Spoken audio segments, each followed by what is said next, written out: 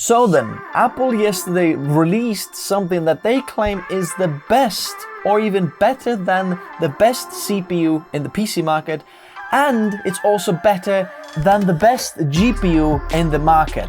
Now these are some bold claims, and I also found a little secret trick how you can save $200 on the newly released Mac Studio. Whoa, let's talk about it. This video is sponsored by Artlist, which is also my go-to music and sound effects licensing site. Music license from Artlist is covered by a worldwide royalty-free license, which includes all projects from personal YouTube videos to high-end TV commercials. Once you've downloaded a song with active subscription, it's yours to keep forever. New music and sound effects are added to the site daily, so you'll never run out of choice. Now also featuring Artlist Personal Plan that covers all your social channels. Pay monthly or save even more when paid annually. Your license lasts forever for all published projects during the subscription period. And the best part is, if you sign up through the links in the description below, you'll get 2 months for free. So check out Artlist in the video description below. So then, Apple released quite a few things in there, but I'm just gonna focus on the actual, computer that got released, the Mac that got released. There was also some iPhone and iPad and TV stuff, I'm gonna leave those, they're a bit boring for me.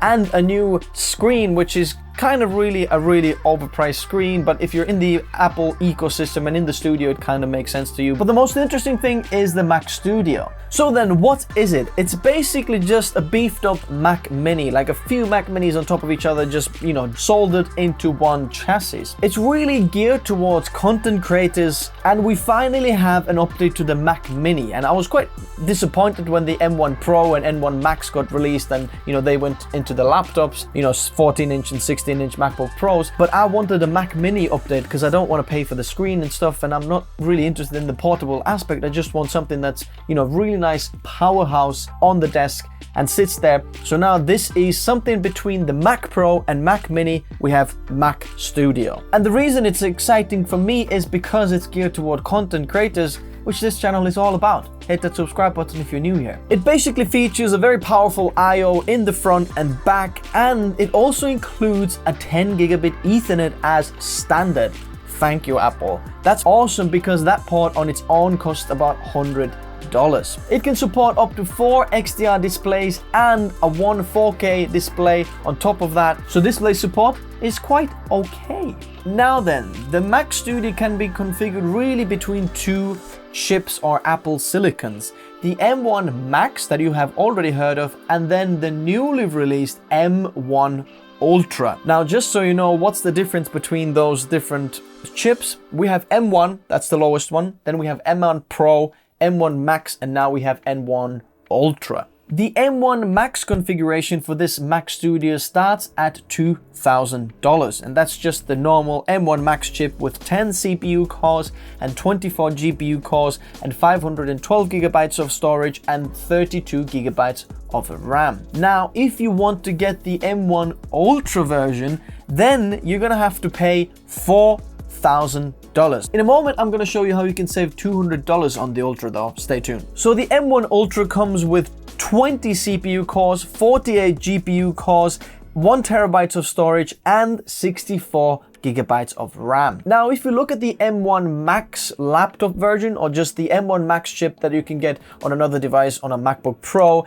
like the cheapest configuration, then you're going to have to cash out $3,100, and that's going to get you the same kind of specs as the M1 Max on the Studio. 10 core CPU, 24 core GPU, 32 gigabytes of RAM, but the minimum there is 1 terabyte of storage rather than 512. If you want the M1 Max to have 1 terabyte of storage on the Mac Studio, then the difference between the MacBook Pro and the Mac Studio is $900. So the good news is, if you want the M1 Max performance, you can get it for about $1,000 cheaper than on the other devices like on the MacBook Pros. Now, how can you get the Mac Studio with M1 Ultra $200 cheaper what Apple advertises? Apple advertises this to cost you $3,999.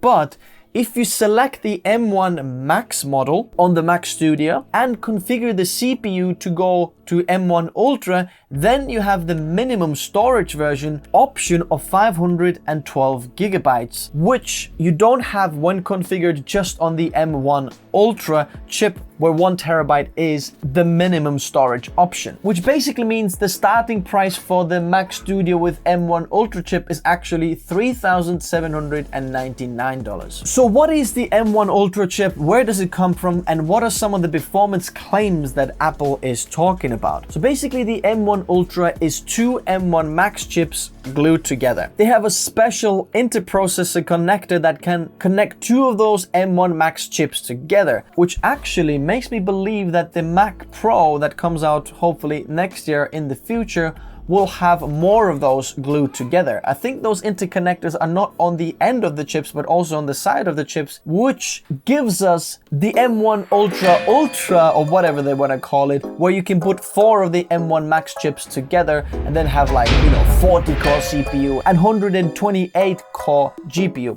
which would be very interesting to see. So the M1 Ultra is basically just double the M1 Max specs. If you want to configure anything on the M1 Ultra, then just think there's 2 M1 Max chips there, and then those 2 can be configured, separately, but then all together basically it's M1 Ultra. Now we have up to 128 gigabytes of, still only 8 terabytes of storage maximum, not 16 terabytes of storage maximum, which is interesting because M1 Max actually offers 8 terabytes of storage, but then M1 Ultra that has 2 of those chips only offers 8 terabytes as well, not 16, which is just, interesting. Up to 20 core CPU and up to 64 core GPU. It's still the same 5nm process, so nothing new there. But why this is so awesome about the interconnector and 2 CPUs together, or 2, SoCs together really, is because for software, this shows up as one processor, and you don't need to configure the processor to use one CPU and the other CPU, as we previously had, 2 Intel Xeon sockets on one motherboard, and loads of heat, very confusing for the software and so on. But now this just to software looks like one CPU, which is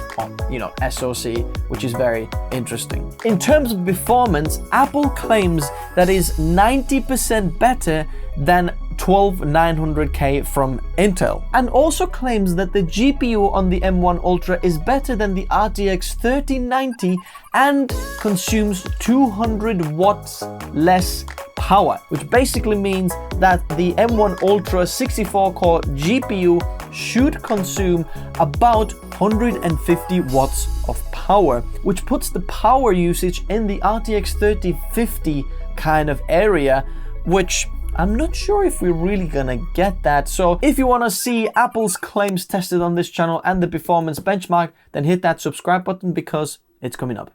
In terms of downsides, they're the same as always for Apple.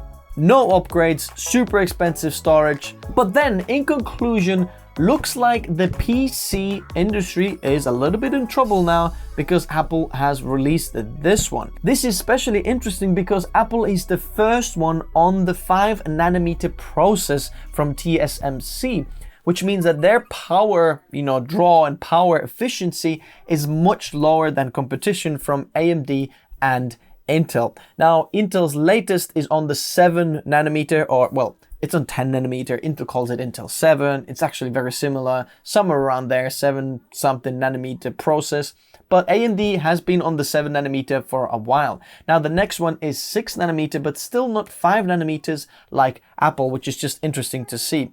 So I think with this release, I think a lot of the pre-builds towards or geared towards content creators on Windows or PC industry can be in a little bit of a trouble. So let me know what you think. Do you think the PC industry is in trouble after this release? Let me know what you think in the comment section below. Likes if you enjoyed it, subs if you like to see more, and I'll see you in the comment section below. These were my kids shouting downstairs. They're okay, they're just playing. But kids. See you soon. Bye-bye.